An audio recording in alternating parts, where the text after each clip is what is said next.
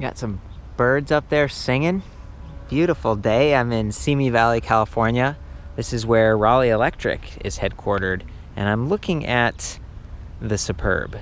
And it's a beautiful, elegant, classy-looking electric bike. In a lot of ways, it's a classic bike with electric assist built into it. You can see back here, this bolt-on rack supports the battery. And then we've got a little hub motor back there. Pretty discreet, very quiet. It's not as powerful or as efficient as a mid-drive on some of their other bikes, but it's more affordable because it's using maybe older technology, stuff that's just proven. It's simpler. It actually doesn't interfere with the drivetrain. It doesn't require a custom frame at all, really, just a custom wheel and maybe a custom rack. So this bike is priced at $1,799, so under $2,000. You still get the Raleigh Electric 2-year comprehensive warranty, which is kind of nice. And they sell these at a number of dealers across the nation, the United States. So you can go in and try one out. It does come in sort of 4 frame style / size combinations. I'm looking at the small step-thru. You can see right here it says small. This is about 16.75 inches seat tube right there. I imagine this comes in kind of the maybe like 15, 17, and 19 inch frame sizes. Their website just says small, medium, large. And I guess there's kind of this extra small for the step-thru, whereas this one probably overlaps with the high step. The high step frame also still has a rear mounted battery, and the color is a little bit less like this. I think they call it kind of tan. To me, it's just a really pretty yellow, almost like an Easter yellow or something. And that one's more classic brown, like the saddle here. So very good option for sort of a his and hers. Could fit a bunch of different body types in terms of your height, your leg length. I've done my best to measure the different geometry numbers for this frame.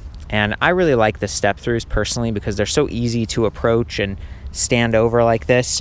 It's not as scary if you have to jump off in an emergency situation. You don't need to worry about hurting your leg or your crotch. So yeah, step-thrus are nice for that reason. And this one has a really nice steel bar. It's going to dampen some of the vibration from the road. It's swept back so you don't have to lean forward. The saddle, leather, really pretty, kind of vintage styling. And it has these springs in it, so there really is quite good cushion, even though you don't have a suspension fork. And I believe this is just an aluminum alloy rigid fork, but you do see that there's a little bit of sweep forward rake, making it a little bit more stable when you ride. Anyway, the point I was trying to get at there is you get comfort, you get accessibility, easy to stand over, relatively low minimum seat height position for someone who's got short legs, but you do get a little bit of frame flex. So see, I'm going to take these handlebars here and shake, and I'm not sure if you can see it, but the rear is flexing a little bit, and that's just what happens when you put most of the weight towards the back. This battery weighs about 7.4 pounds on its own, and the hub motor down there, I'm estimating it's like 7 to 8 pounds.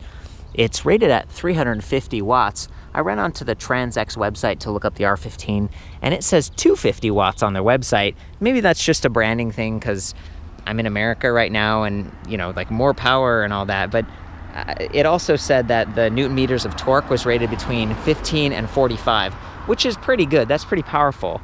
Being an internally geared hub, they're able to make it a little bit more compact, and usually you kind of hear the gears and things rubbing in there, and that's not a bad thing. It actually freewheels, so you're not going to get any drag.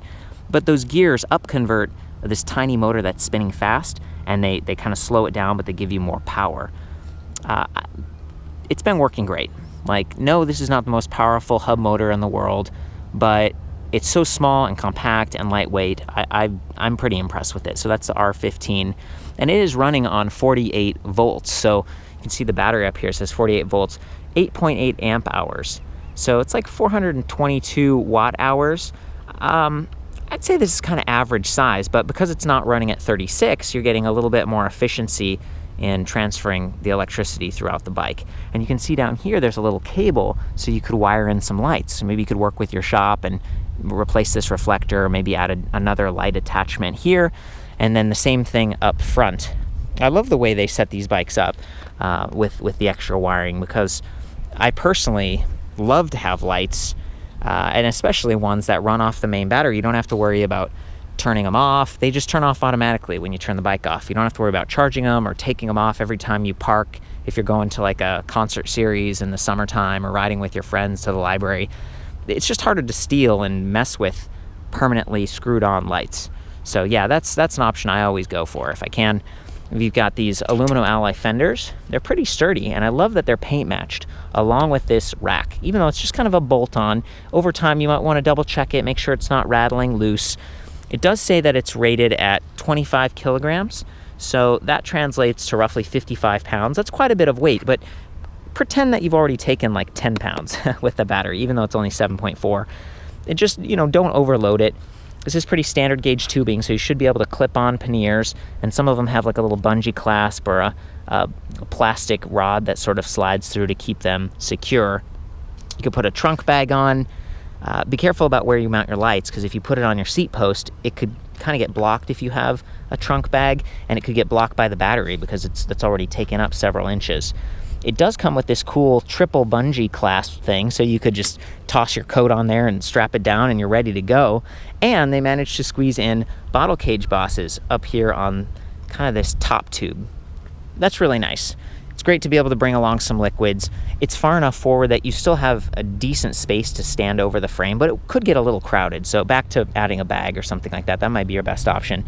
The high step diamond frame, it also has bottle cage bosses. So you're not going to be left out in that case. Coming up here to the front fender, look at this. There's like this little kind of like a metal accent piece. Reminds me of those old-fashioned cars with the fins and stuff. They're really going for nostalgia here, and the little kind of racing stripes, kind of a British styling. Very cool. These are 700 by 38C wheels. So I guess, well, tires is what I meant. They're kind of a hybrid. They're not super thin, so you're going to get a little bit more traction, a little bit more cushion, but they're not these huge, balloon things that add a lot of weight. I was weighing the bike itself before with the motor, with the battery, everything, and it was about 50.2 pounds, something like that. Again, this is the small, it's the step-thru. Maybe the larger frame is 51 pounds or 52 pounds. But they tend to be very similar in terms of weight. Coming down here to the drive system, we've got a 7-speed Shimano Tourney. And this is entry level on the Shimano line. Shimano's recognized, it's highly sought after brand, but still, this is sort of their entry level. 7 speeds is okay. I like that you get that mega range. See that in there, mega range? That's like your big climbing gear, and it's 14 to 34 teeth. Okay, so 14 on the small sprocket, 34 on the big one. And then I counted these, there's 44 teeth on that front ring. And there's this nice chain guide. So see, there's aluminum alloy plates on either side of the chain. So if you're riding over a bumpy terrain, it shouldn't kind of slop off. It's no fun to lose your chain. And with electric bikes, if you're riding faster and further on average, it can be a little easier to bounce off. Got this nice, and again, paint matched chain cover. I believe this is also aluminum alloy, and just a nice pattern. Silver crank arms, 170 millimeters, and then these aluminum alloy platform pedals from VP. They're not especially large, but they get the job done, and they've got rubber tread instead of metal. In the past, I've been riding mountain bikes and BMX bikes, and I've slipped off and cut my shins. You don't have to worry about that so much with these, but they might not give you quite as much grip. So that's one area where, depending on how you ride, who you are, how big your feet are and stuff, if it's really wet and you're worried about slipping, you might upgrade those pedals. You've already got all the other, fenders and things working with you. While we're down here, check it out. It says Class 1, 350 watt, 20 mile per hour. That's, we're in California, and they're leading the way with e-bike legislation. Class 1 is like the lowest level. It's permissible on the most trails and streets and everywhere. It's basically just like a bicycle. You don't have to have a license or anything to use it, and it shouldn't be a problem. And I imagine if you put some bags on this rack, the battery would be hidden, and people wouldn't even know. It's so quiet and just efficient. I like the touch points up here, kind of a rubberized cork, a little bit of an ergonomic design. And back to the saddle, just kind of the brown, little bit of just a classic touch going on like that. I'm gonna take a walk around. You'll notice that there is not quick release on the front wheel or the rear wheel. They just use standard nuts. I like that they've got a kickstand set up here, adjustable length, silver, matches those other accents. It's not going to get in the way if you're moving these crank arms. Sometimes when you back a bike up, the cranks automatically turn and then you can collide with the kickstand. So I feel like this is placed perfectly. It's out of the way from the motor and everything, and it's out of the way from the crank arms, but it's still supporting most of the weight on the bike. You can see there's a quick disconnect point for the motor itself. So if you come in and have to get some service at a shop or change the tire, if you got a flat tire, they can work with this and they just unplug the motor and they're able to take the whole wheel off, no problem. A lot of these wires are kind of internally routed along the frame, pretty clean. They stay out of the way. I guess they're not really, you know, not very many of them are internally routed. There's quite a few that are accessible.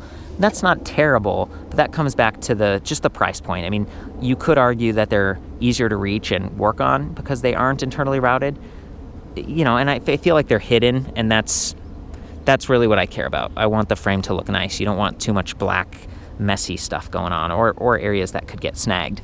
And speaking of that, see how this motor cable kind of comes down and then tucks below right here and into the side? I feel like that's pretty good. You know, it stays out of the way. It's not bulging a whole lot, but still be careful. If you're going through near bushes or a hallway or something, or the bike tips, you don't want to bend or break this cable, because then your motor stops working. So this is one of the more delicate areas, just something to keep an eye on. And then the brakes, you know, we're talking about cabling. These are just kind of generic linear pull brakes. Classic, the same brakes we've been using on bikes for like many years. I'm not an expert on brakes. I wish I could say how long, but I don't want to guess. These are just, they're kind of like V-brakes is what they were called when I was growing up, but I think that's a branded term. So linear pull brakes, mechanical, pretty easy to adjust. You can kind of squeeze in like this and pull up, and then you'd be able to get the wheel out. That's like the release mechanism. Generic levers.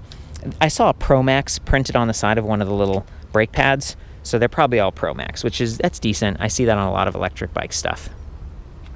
They aren't adjustable reach. They're more of a 3-finger design. They're going to require a little bit more pulling. So this is one of the areas where you're not getting the super high-end stuff, but back to the price. It's a little bit cheaper, and they work fine.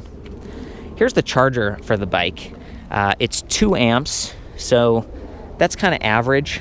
There are now bikes that have like 4 amp or even 3 amp chargers, but it's only 1.7 pounds, and it's got this little metal end piece here that's going to be less fragile than a piece of plastic. I don't think it's going to get bent or broken as easily. You can charge the battery on or off the frame right here. There's this little rubber piece, and then you just plug this thing into it like this, and you charge it. It works pretty well, actually, but you don't have to charge it on the bike. If you're someone who has to park the bike out in a really hot or really cold place and you want to bring the battery in, or maybe you're commuting to your office or something, you can slide the battery off. I'm going to go ahead and do that real quick with you. Here we go. The rubber thing seals really nicely. It's not difficult to work with. Take the key and we twist it forward like that, and then you do have to kind of pull on it. Come on. There we go. It's not as easy as I'd like. It's a little bit of an arm workout there. But you can see 48 volts, 8.8 amp hours, and then that little rubber flap. Under that is a fuse. So this has a nice battery management system. It's not going to have issues and stuff the way a super cheap battery might. And then this handle has the magnets there so that when you put the handle down, it stays. It doesn't shake around and rattle. And then those keys don't have to be left in when you're riding. Just got to make sure you line this up correctly with the tracks. It can be a little bit tough with one hand. There we go. Sweet. Okay. Once it's lined up, I push it in pretty hard like that so that it clicks, and then you turn the key and you can take the keys out. They don't have to be left in rattling around. That's a really nice upgrade compared to some of the older bikes. One, just, I guess, a little bit of an inconvenience though, is that there's a power button here and you have to press that, then go up here and press power on the display. Okay, so it's not quite as fancy as some of the ones where you just press power up here. If you already hopped on the bike and you're like, oh, I need to turn it on, you gotta twist your body or get off the bike or something and go back here. It's nice that there's a little LED indicator though, giving you some feedback about how full the battery is. That works whether the battery is on the bike or not. So you're like, oh, I just got off the bike, a few days or a week ago, and I don't remember if the battery is full. What's the deal? You just press that button and it lets you know right away. It's pretty cool. Okay, so anyway, we got this little display. It would show speed up here. There's a little digital readout. it would show your battery here. Right now it's just a green dot, but that changes to yellow or red depending on how full it is. Not nearly as precise as some of the fancier displays. Like there's another display that's kind of an LCD that fits here on some of the Raleigh e-bikes. This one's a bit of a downgrade, but it stays out of the way. It blends in a lot, which I like. And then these bars right here, see those red bars? If I arrow up, that's 4. That's the highest level of assist. But I can take it down to 3, 2, 1, or even 0 and just pedal this around. In which case it's just a 50-pound bike, you know, and you get no help. But you could potentially run those lights if you got the lights wired in, which is pretty cool. Okay, so let's see. The other cool thing is if you tap that power button when you're in a pedal assist level, it shows the readout here. It says 46, and that means 46 miles. That's a range estimator. That's a lot, 46 miles. You know, I don't know if the battery's completely full right now, but you know, that's pretty good. Now we take it up to level 4. That's the highest, most powerful level of assist. We're not gonna get as good a range. When I press the power button now, it says 14 miles, okay? So keep that in mind. Like, the more power you desire, the less range you're gonna get. And then another really cool little feature here is this rubber cover. It can be kind of tough to get out if you don't have fingernails. I almost got it. Come on. There's a USB port back here, and it's like a mini USB, not micro. There it is. And I believe it puts out 5 volts. So if you have a phone or an MP3 player or some speakers or some Christmas lights or whatever, you can plug them into this and you can like power them on your bike. And I think that is so cool. I think that's kind of it. You know, there are some other little features with this display, but those are the main ones. Just plus, minus, very simple. And then we've got our shifter mechanism over here, 7 speeds. It's real big. It's not quite as fancy as like the tiny little triggers down here. You have to reach up and, you know, use your hand differently. But it works well if you're in a cold environment and you have a glove on or something, because they aren't so small, so you can get to them a little easier. Just gonna hop on this thing and stow that kickstand. I tend to like to ride in the highest level of assist just so you could hear the motor and see what kind of power this thing offers. Okay, you've got front row seats to the shifter mechanism, the hub motor, the gears, everything. So just listen, see if you can hear that motor kicking in. Again, I'm going to be riding in the highest level of assist, so it should be the most zippy. I forgot to mention earlier that this uses a cadence sensor with 12 magnets. That's sort of the most precise cadence sensor that I've seen. It's mounted up by the crank arms on the right-hand side and pretty well covered by the chain ring cover, the guard. It seems pretty secure, and it's pretty responsive too. So listen for me pedaling, listen for the motor.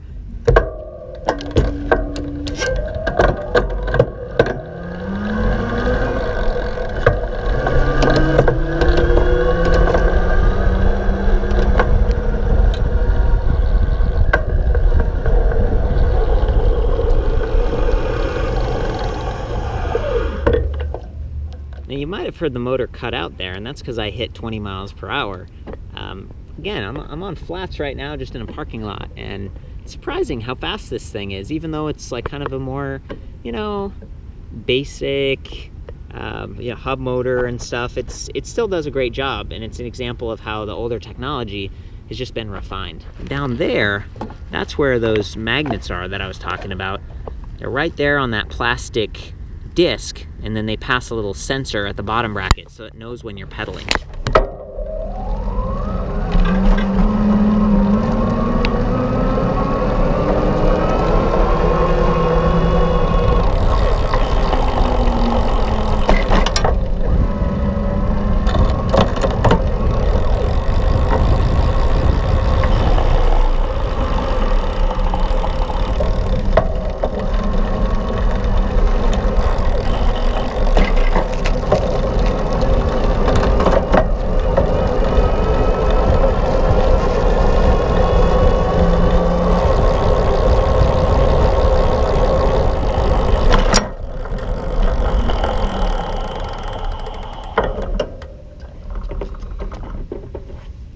Is a little bit of rattling happening up with that front fender, and I did actually snag my foot on it once just because it comes all the way down. It offers good protection, but if you have longer feet and you're turning just right, your toe can kind of ram into the fender. So just be aware of that. It's not much different than other bikes with fenders, but just something to consider.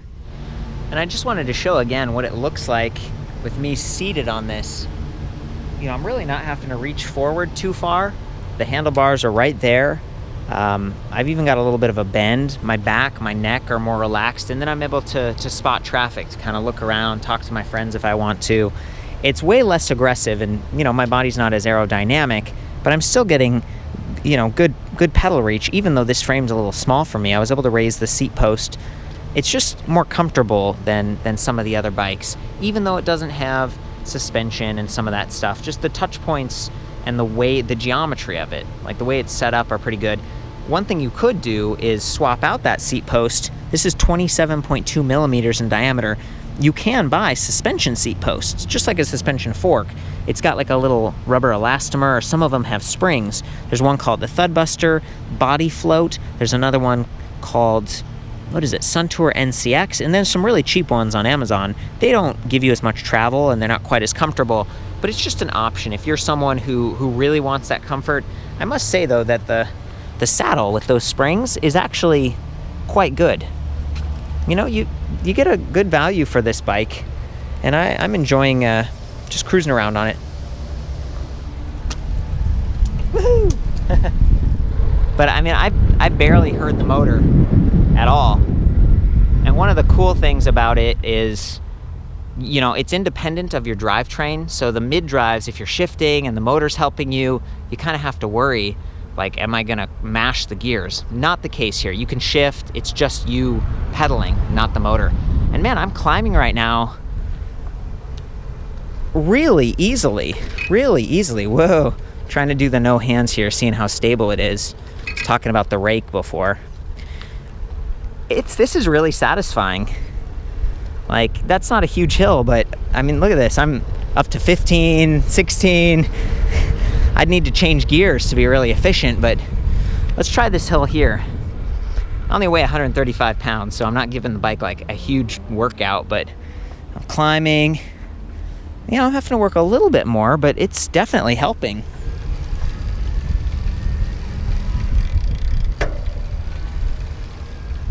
Yeah, guys, just love how discreet and clean the system is, and the price point and everything. You know, again, there's a little bit of that frame flex, but it's not too bad with the double tubing, and then there's that reinforcement tube right here. Overall, I think I'm pretty impressed with this bike. You know, again, it's going to be available at dealers. You should be able to go in and kind of take a test ride and feel it out for yourself. But I've recorded all the specs that I can. I hope this video helps you out.